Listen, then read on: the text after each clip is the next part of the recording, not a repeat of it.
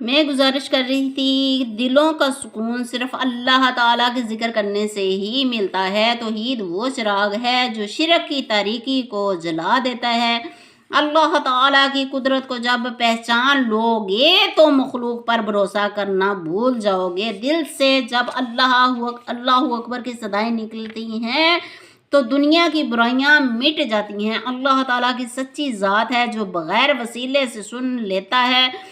انسان کے دل کی ہر دھڑکن اللہ تعالیٰ کا ذکر کرے تو انسان جنت کے قریب ہو جاتا ہے۔ یعنی اللہ تعالیٰ کا ذکر کوئی دل سے کرے، انسان کے دل کی دھڑکن اللہ کا ذکر اگر کرے تو انسان جنت کے قریب ہو جاتا ہے۔ اللہ تعالیٰ کو وحدہ لا شریک ماننا روح کی فانی زنجیروں کو توڑ دیتا ہے۔ جب بندہ وحدہ لا شریک سے جڑ جائے تو دنیا کی تمام طاقتیں زیر ہو جاتی ہیں۔ ایک اللہ تعالیٰ ہی ہیں جو دل میں چھپی ہوئی آہوں کو سن لیتے ہیں۔ لا شریک کا معنی ہے کہ غیر کا سایہ بھی دل پر نہ پڑے۔ فقط اللہ تعالیٰ ہی کی ذات اقدس ہے جو لائق عبادت ہے، باقی سب اس کے کرم کے محتاج ہیں۔ اب اگلا حرف ہے علیہم کی یا سے مراد ہے یادگار۔ زندگی کو یادگار کیسے بناتے ہیں؟ زندگی یادگار تب بنتی ہے جب اس کی بنیاد ایمان، تقوی اور خوف خدا پر ہو۔ جو شخص اپنے اعمال کو اللہ تعالیٰ کی رضا کے لیے کرتا ہے وہ لوگوں کے دلوں میں ہمیشہ زندہ رہتا ہے۔ زندگی اچھی نیت سے یادگار بنتی ہے۔ کسی بھی عمل کی عظمت اس کی نیت سے طے ہوتی ہے۔ اگر نیت خالص ہو تو چھوٹا سا عمل بھی یادگار بن جاتا ہے۔ جس نے زندگی یادگار بنانی ہوتی ہے وہ دوسروں کو اپنی جانوں پر ترجیح دیتے ہیں اگر خود ضرورت مند ہوں۔ حدیث پاک صلی اللہ علیہ وسلم ہے، جامعہ صغیر میں ہے کہ لوگوں میں سے سب سے بہتر وہ ہے جو لوگوں کے لیے سب سے بہتر اور سب سے اعلیٰ ہو۔ جو انسان دوسروں کے کام آتا ہے وہی دنیا کی تاریخ کا حصہ بن جاتا ہے اور آخرت میں بھی سرخرو ہوتا ہے۔ انسان صبر اور استقامت کے ساتھ زندگی کو یادگار بناتا ہے۔ حدیث پاک میں ہے، مسلم شریف میں ہے، ترجمہ ہے، مومن کے ہر حال پر تعجب ہے، اگر اسے خوشی ملے تو شکر کرتا ہے، اگر مصیبت آئے تو صبر کرتا ہے۔ ان اللہ مع الصابرین، حسبنا اللہ ونعم الوکیل۔ صبر و استقامت وہ بنیاد ہے جس پر کامیاب اور یادگار زندگی کی عمارت کھڑی ہوتی ہے۔ یاد رکھیں، یادگار زندگی مشکلات سے گزر کر بنتی ہے۔ قرآن مجید میں ارشاد پاک ہے، سورۃ بقرہ 155 آیت ہے، ہم ضرور تمہیں آزمائیں گے، خوف سے، بھوک سے، مال سے، جان سے اور پھلوں کی کمی سے، اور صبر کرنے والوں کو خوشخبری دے دو۔ اس کا معنی ہے کہ اللہ تعالیٰ کی راہ میں بڑی کامیابی ہمیشہ بڑی آزمائشوں کے بعد آتی ہے۔ یہی مشکلات انسان کو عظمت بخشتی ہے۔ سورۃ آل عمران میں ہے 92 آیت ہے، ارشاد پاک ہے کہ تم نیکی کے اعلیٰ درجے پر نہیں پہنچ سکتے جب تک اپنی محبوب چیزوں میں سے خرچ نہ کرو۔ قربانی یادگار زندگی کا جوہر ہے، چاہے وہ وقت کی قربانی ہو، مال کی قربانی ہو یا خواہشات کی قربانی ہو، یا قربانی کے بغیر کامیابی ممکن نہیں۔ ظاہری مشکلات کا صبر سے سامنا رسول اللہ صلی اللہ علیہ وسلم کی سیرت بہترین نمونہ ہے، بہترین مثال ہے۔ طائف میں پتھروں سے زخمی ہوئے، ہجرت کے وقت جان کا خطرہ تھا، غزوات میں بھوک اور پیاس برداشت کی، مگر صبر اور عزم سے کبھی بھی پیچھے نہیں ہٹے، الحمدللہ۔ اسی لیے آپ صلی اللہ علیہ وسلم کی زندگی دنیا میں سب سے زیادہ یادگار زندگی بن گئی۔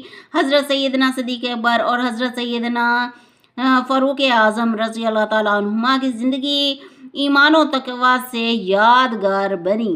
حضرت عثمان غنی رضی اللہ تعالیٰ عنہ اور حضرت علی رضی اللہ تعالیٰ عنہ کی زندگی اخلاص و محبت و خدمت خلق سے یادگار بنی، یعنی خدمت خلق زیادہ کرتے تھے۔ انبیاء کرام علیہ السلام کی زندگی صبر و استقامت سے یادگار بنی۔ صحابہ کرام بدر واحد کی زندگی قربانی و اثار سے یادگار بنی۔ اب اگلا حرف ہے علیہم کی ہا سے مراد ہے ہادی کے لغوی معنی ہے ہادی عربی زبان میں ہادی سے نکلا ہے، یعنی معنی میں رہنمائی کرنا، سیدھا راستہ دکھانا یا منزل تک پہنچانا، راہ دکھانے والا، رہنمائی کرنے والا، ہدایت دینے والا۔ ماشاءاللہ کافی اس میں میننگز نکلتے ہیں۔ اب ذہن میں یہ سوال پیدا ہوتا ہے کہ ہادی لفظ کس کے لیے استعمال ہوتا ہے؟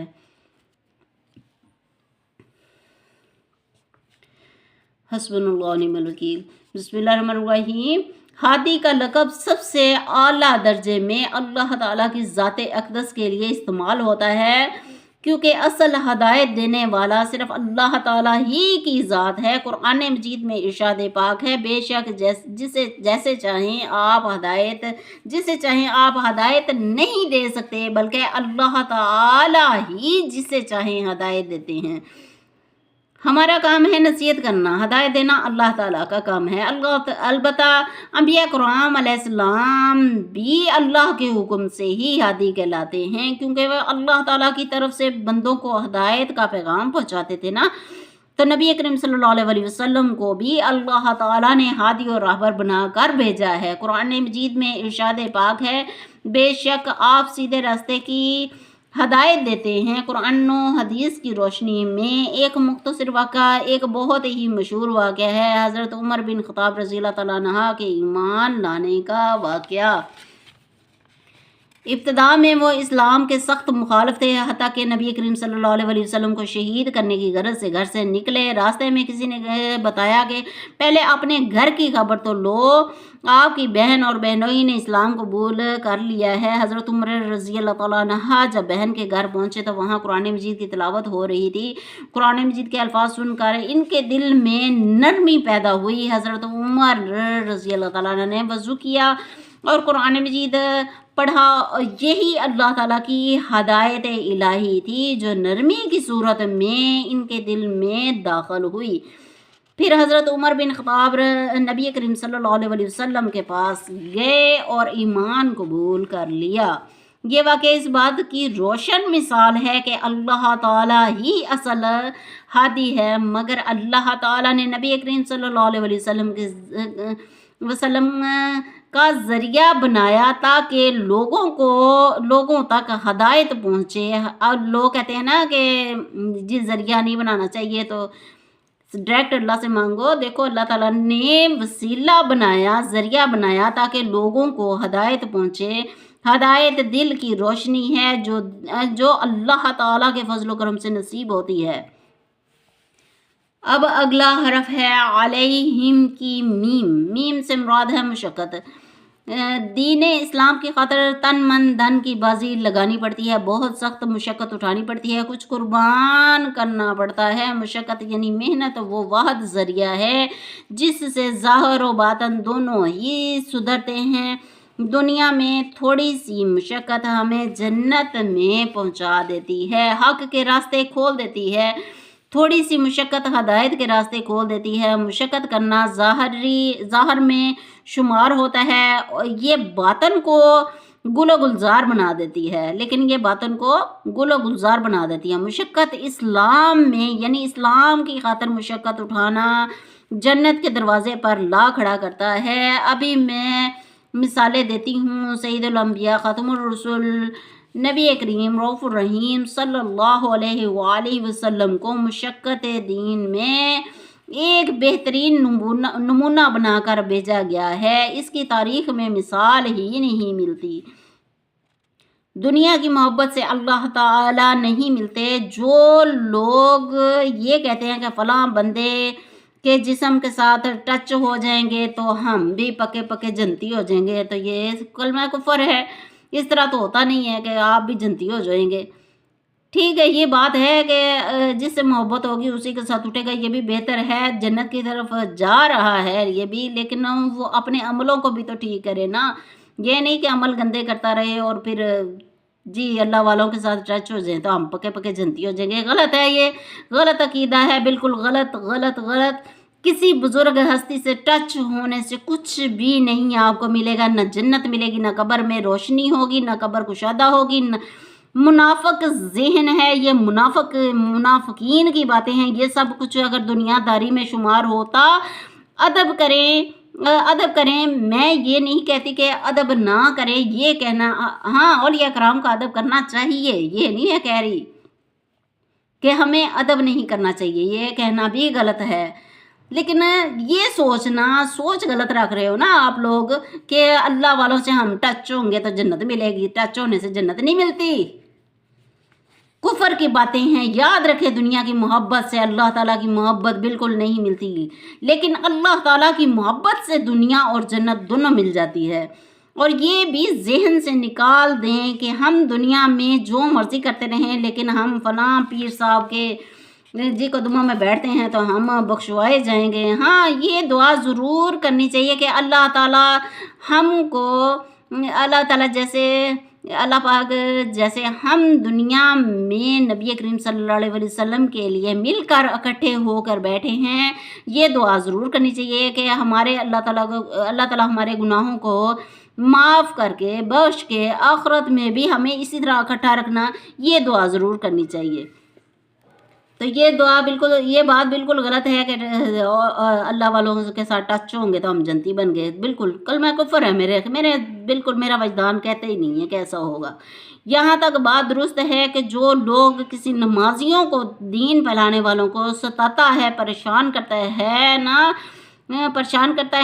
حدیث پاک میں ہے، فرمان نبی آخر الزمان نبی کریم صلی اللہ علیہ وسلم نے فرمایا کہ منہ پر عیب لگانے والوں کی غیبت کرنے والوں، چغل خوروں اور پاک باز لوگوں کے عیب تلاش کرنے والوں کو اللہ تعالیٰ کتوں کی شکل میں اٹھائے گا۔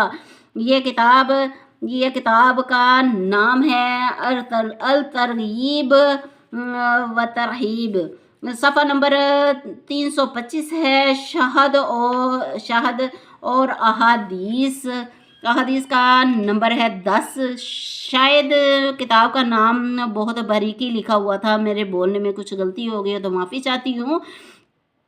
معذرت چاہتی ہوں، صحیح طور پر دیکھ نہیں سکتی، میری نظر کمزور ہے، بہت باریکی میں لکھا ہوا ہے نیچے کتاب کا نام۔ بری باتیں سننے سے بچو۔